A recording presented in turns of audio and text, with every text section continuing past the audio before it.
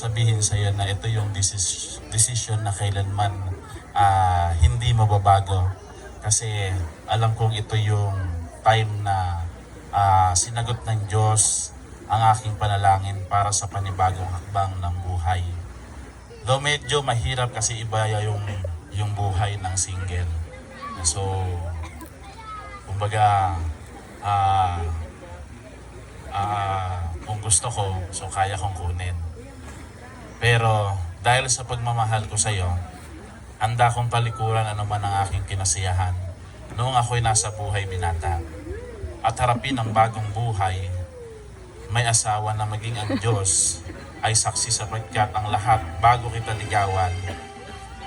Ako ay naniniwala na ito ay sagot sa panalangin na aking nilapit at ang lahat ng ating gagawin na pag-iisa ay gagawin lang natin na naaayon sa kalooban ng Diyos. Sabi nga doon sa 1 Corinthians chapter 13 verse 48, yung love, hindi ganun siya.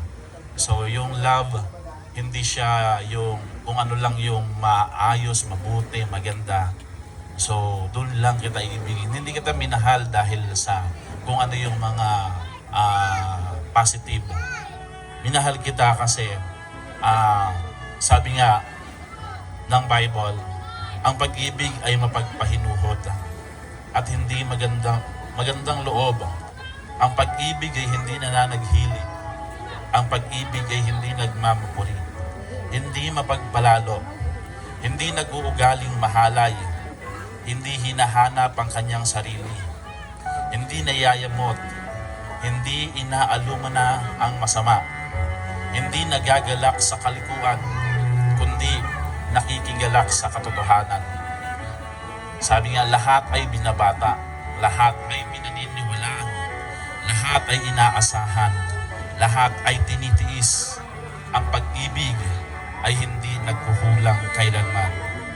Kahit maging mga hula ay mga tatapos, maging mga wika ay titigil, maging kaalaman ay mawawala. Sa pagkatunay na ang pag-ibig, maging sa hirap at ginhawa, lubusan kitang mamahalin.